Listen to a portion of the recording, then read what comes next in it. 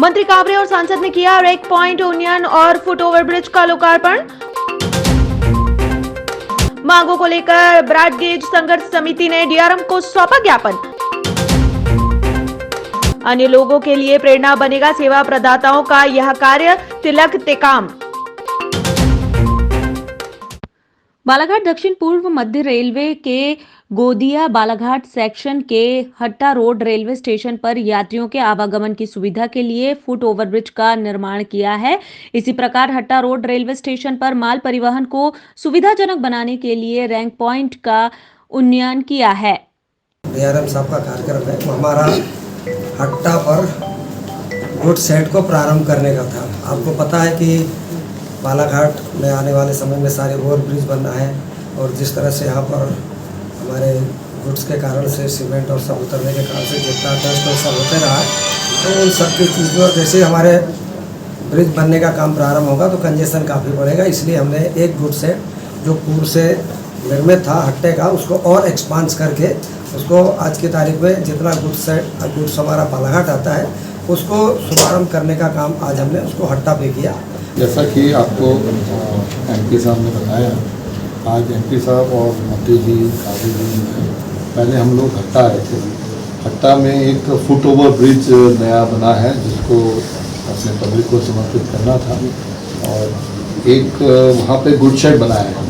Good shade Balaghat का एक alternate good shade बनाया गया है। इसका मतलब ये होता है कि जो बालाघाट में जो ट्रैफिक आ रहा है, क्योंकि यहाँ पे काफ़ी ट्रैफिक आने लगा है, तो कुछ ट्रैफिक को हम वहाँ लेके जाएँ और वहाँ का फ़ायदा ये होगा कि जो लोग वहाँ पे लेके जाते हैं उनको 20 रुपये प्रति टन का फ़ायदा उसमें हम रिबेट देंगे ताकि लोगों को वहाँ से ज़्यादा माल डालने लेके जाने में सहूलियत मिले।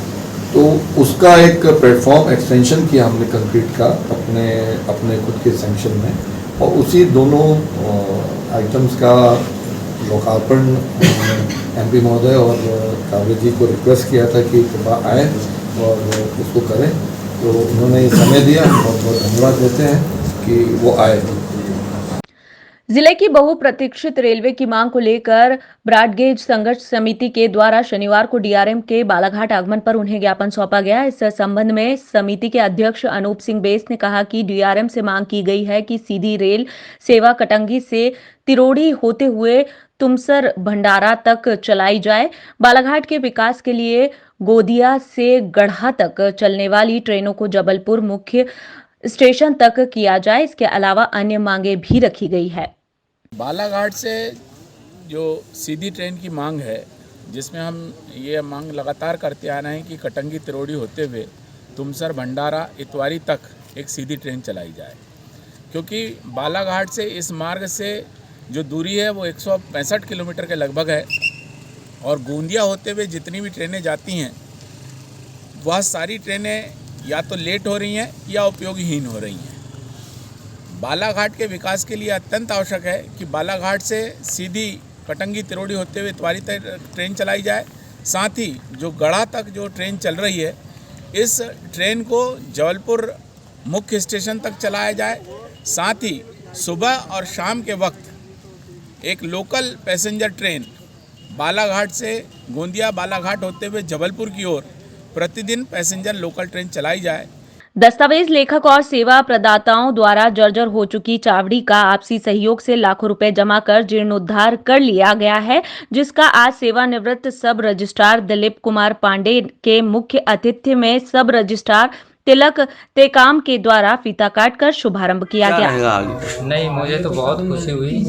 समस्त सेवा प्रदाताओं की लगन से इनकी चावड़ी का निर्माण हुआ। ये बहुत दिन से शिकायत लेके आ रहे थे कि सर वहाँ मतलब बैठने की तक व्यवस्था नहीं, जीर्ण शीर्ण हो गया है, कभी भी डह सकता है। इन लोगों की लगन है, मेहनत है। ये बहुत सालों से हमारी जो चावड़ी है बहुत ज़्यादा वो हो गई थी, राफ्टर वगैरह सड़ गए थे, सारी चीज़ें। तो हम लोगों ने विचार किया कि किसी भी दिन ढह जाएगी और सारा नुकसान हो जाएगा। तो सभी सेवा प्रदाताओं ने मिले और सारे लोगों ने एकजुट होकर के काफ़ी पैसा लगा करके अपने स्वयं के वे पर इसको बनाए। उसकी आज खुशी है। मेरे कार्यकाल के समय में भी कई बार हमारे सेवा प्रदाता लोगों ने मुझे बताया और शिकायत भी की कि सर बोले हमारा ये बहुत जीर्ण शीर्ण हालत में हो गया है।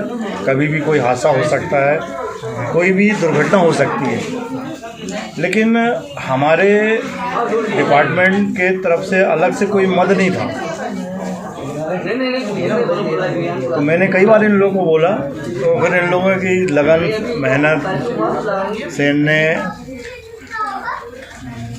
सब कलेक्शन करके, चंदा करके, और जो भी है इसको बनाया, और इसी परिप्रेक्ष्य में मुझे यहाँ बुलाया गया।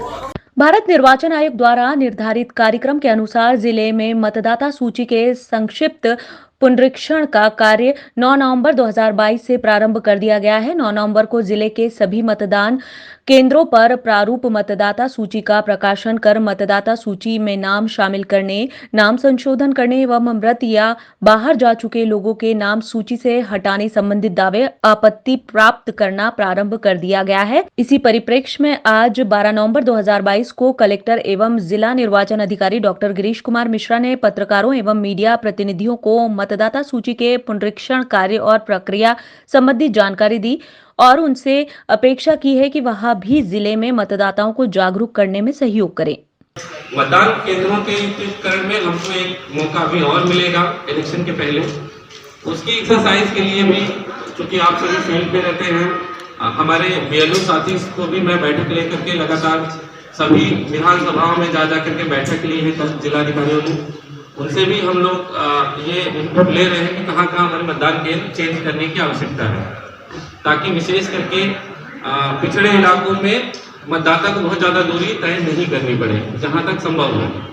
जिला शिक्षा अधिकारी श्री अश्विनी उपाध्याय ने आज 12 नवंबर को सीएम राइज विद्यालय खेरलांजी के कैंपस 1 एवं 2 का निरीक्षण किया और वहां की व्यवस्थाओं को देखा। उन्होंने शासकीय उच्चतर माध्यमिक विद्यालय Bhandi Pipariya, high school Jagpur, CM rise विद्यालय वारा सिवनी एवं खेरलांजी के विद्यालयों का निरीक्षण। उन्होंने निरीक्षण के दौरान त्रैमासिक परीक्षा के परिणाम के अनुसार विद्यार्थियों को ग्रेड के आधार पर पुनः सेक्शन बनाए जाने के लिए निर्देशित किया गया।